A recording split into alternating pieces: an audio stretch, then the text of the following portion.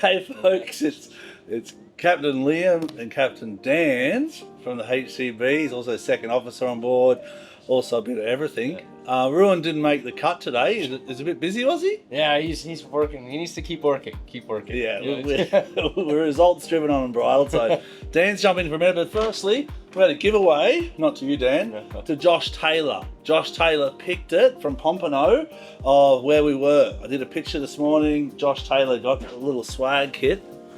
But won't take much of your time, folks. Thanks for everything and following. Please subscribe and like on YouTube, apparently. That's a good thing, I think, Dan? I think so. That's what I'm told. I don't know. So we got some questions here from Instagram and YouTube and different platforms. First is from Alex. This is for Ruin, but Dan, who manages Ruin, and the three other deck crew, what is the most challenging thing about being a junior decky? Yeah, so honestly, you were there once. Yeah, I was a junior decky on this boat. This was my first boat, so I came on board here with absolutely zero experience in yachting, and probably the most challenging thing as a junior decky is just you're being told so many things to do, and there's so many things to remember in the beginning, but so you'll just kind of forget some things, but it's very fast paced most of the time. It's just a lot of remembering, like where all the products are. On these boats, there's so many cupboards of so many products, and which product is used for this and which product is used for that, and vice versa. And remembering everything, where everything is, and that was probably the most challenging thing for me. So there's just so much to remember to actually accomplish the job. Oh, and then Arabella's got one. Dan, you see that? What's that one for? Not really for me, but I'll take it. Okay. So I'm looking for stew work for the first time. What are your tips? Is that for you, dude? You don't change up. No. That was for you. Okay, no, it's not Arabella. Good question, Arabella. I think the stews are probably better at answering that.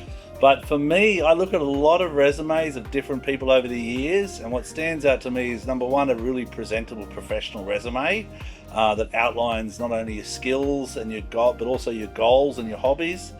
But if you're looking for work for the first time, like Sam said last week, build up some hospitality experience, because from a hospitality background, you really need that essence and that core structure of service.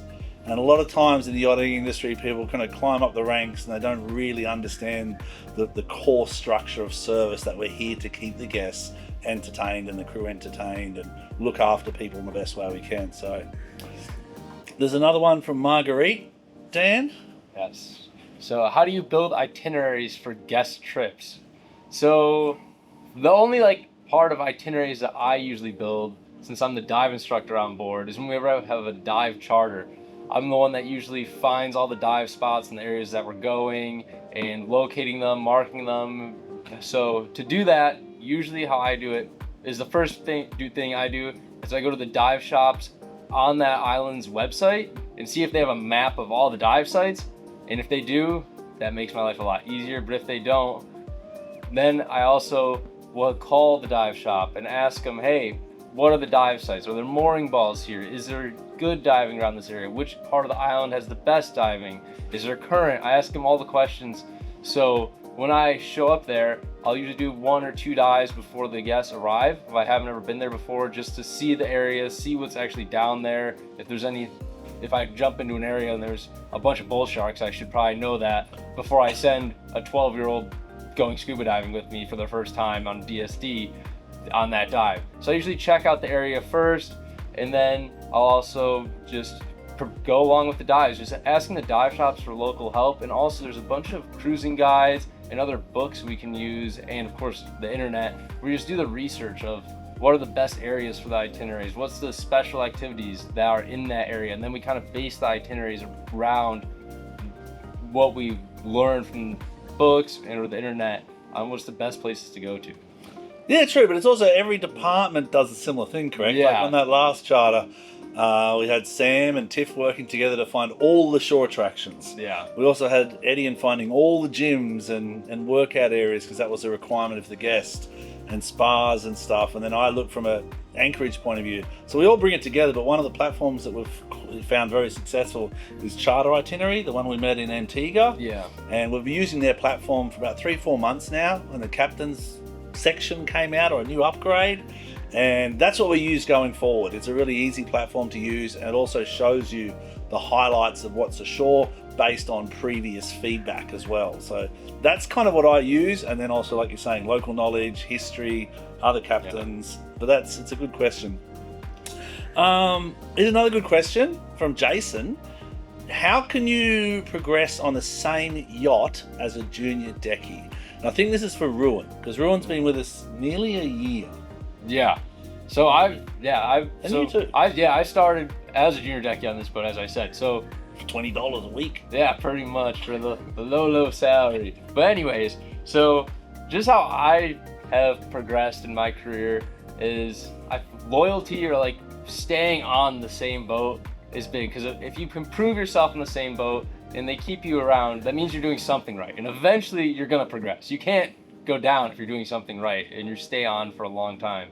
So that's what I've learned as well. And also just developing your skills as a junior decky. So try to go practice tender driving, try to improve your painting skills, learn more, do courses, do your radio course, do your yacht master, get captain's licenses, and that will really help you progress to get a higher salary, or also get promoted to lead deckhand. And also you have to show the people on board or your higher ups that you're responsible enough. You're not going out partying every night, coming to work drunk, like hungover or anything. You don't want to be doing that because it just doesn't look good. If you're just professional, you do your job, you do it well, you're gonna eventually get promoted and actually work your way up through the ladder on the boat that you're on. Yeah, well, you're up for your next, I think it's 3 years now?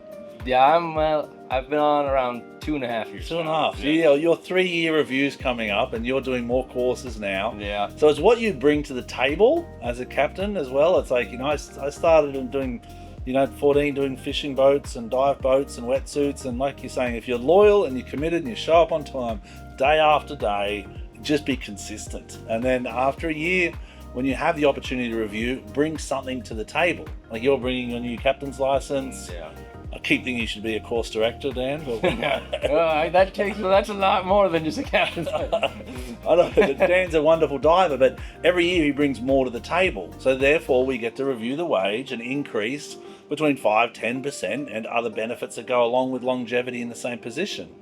That's a good question. Is there any questions from the audience at all yet? Yeah, we've got one here from Jessica. How are bus trips and charters different? I've done both a lot in my career over 25 years, privately owned and charter yachts. They're similar in the standard. Private yachts want the same standard. Charter boats want the same standard. And they want better and better each time they come back as a charter guest and each time as they come back as a private owner. How are they different? That's a tough one. I don't know, Dan. What do you think? How are they different? I'd say we do boss trips and charter trips here. So I'd say for the boss trips, the preparation is usually easier because you know what they like to do already. You know their preferences. You know what they're most likely gonna want to do on the trip itself. So you know the boss. So the charter guest could be a brand new charter guest that you've never met before. You don't know what to expect when they come on board. There's a lot of different personalities that charter boats. So some of the guests don't really want to talk to you or be bothered. Others are just always wanting to talk to you, always doing things with you, going wakeboarding, or they just chill and do nothing really. They just kind of sit around. So I'd say for boss trips, it's easier in the preparation because you know what you're getting into. You know what they're going to want. You know how it's going to most likely be, or in the general sense of what it's going to be. So that's what's easier about the boss trips. And then that's all I can really say. It's a good point. I mean, when you say it's not easier, but the preparation is easier because we know them intimately. But the standard is probably harder for me when it's a private boat because they know what to expect. They know exactly how he likes his cup of tea, and when he comes on board, it's going to be exactly the same as lifetime, if not better. So I find owner trips more challenging, therefore more rewarding for me personally. Charter trips, repeat charter clients, is what I want to excel at, and I think we do an awesome job on Motor Yacht Unbridled. The 3 times that clients have come back now, 3 years in a row, each time we review it with the crew. Was it better or was it worse? Did we succeed or did we fail? Yeah. And I'm pretty blunt with that. It's Yeah. pretty black and white, and everyone's held accountable for their success and their failures, because as a team we need to make sure individually we do succeed. Did we do better than last time? So Yeah. Okay, we have another one from, sorry if I pronounce this wrong, Variun. She says, hi all, how does a greenie stand out on their CV compared to others with the same courses as them with no experience? everyone's got experience. I mean, you can be a greenie, say 21 years of age, out of university, but what else did you do in university? Did you grow up on a farm? Did you learn how to change oil in your dad's tractor, for example? So, because we're changing oil right now on our tenders. Yeah, oil changes. And Lewin and Ruin, they're both jumping in and they're like, yep, let's do this. And that saves the owner a lot of time and a lot of money. So how do they stand out? What are their skills that are not a qualification? And there's a lot in yachting about, I wakeboard, I fly, a kiteboard and all that stuff. That's okay, that's standard, but what I'm kind of looking for is that I have a bachelor degree in marketing, or I worked in a villa in the south of France for 6 months or over the winter. Something unique that shows some real commitment to something. I was a scout that got to a certain level, or a black belt in karate or something. What do you think, Dan? What do you look for? Yeah, I would say when I look at CVs, usually it's just, if you read it and it's like, I don't like reading a really dull CV. I like at least some type of personality. A lot of CVs are all just da da da da da da da da. If you add a little bit of personality in your profile picture, you're smiling, you look happy, you look like a happy person. That always helps, because it's better to have someone that's going to be happy around the boat, or looks like they have a good energy around, because you have to live with this person. So just seeing someone's CV, if you have the same CV but you seem more presentable and or just like happier, just your personality. I try to put a little bit of personality into your CV so they can kind of get the gist from just reading your CV. Any more, Sam? Or There's a few now. we're gonna do it 15 minutes. So we got a bit carried away last week, and we got a big work list to wrap up today. But one more thing, Dan. Patience is what's the most over-the-top thing a charter guest has ever asked for, but we did answer that last week. We did the pomegranate, your pomegranate, my monkey. Tune in to last week and have a look at that one. But what is your favourite crew activity? That's a nice one to end on. Working. Yeah, working. No, I really enjoy when we can get out on the tenders. So say we have the weekend off, we go on our HCB, we drive out, maybe we go fishing for a little bit, we go to a beach on it, we relax, or then go wakeboarding or something as a crew. I always find those days are really enjoyable, when you can just hang out and use the actual toys that are on board, like the wakeboard, that you don't get to use that often. For me, it's a team sport-ish, if we can pull it together. Yeah. We kind of do a bit on Unbridled, but I always go 10-pin bowling. Because I say I'm not competitive, but I am a little bit competitive, and I like to kind of, have fun as a team and kind of get 2 or 3 people together in a team and see if we compete on that level. There's Ruin smiling as he's working. We'll get him back. So for me, that's it. But I appreciate the questions. I'll try and get to a lot of them, Dan. We'll try and answer the ones we can. Anything you need, let us know. Thanks, Josh Taylor. Congratulations for picking San Juan. I thought it was harder. But Josh got it and a couple others got it too. A lot of other captains got it, actually. In closing, anything else? Dan, where are we? Yeah, we're in San Juan, Puerto Rico. This is my first time here, so hopefully I can explore a little bit and find. Yeah. Yeah. And then we're just waiting for weather windows to go down to anchor in Panama, then Costa Rica, and then good old Alaska. Yeah. All right, folks, be safe, be blessed, and enjoy. Bye. Thank you.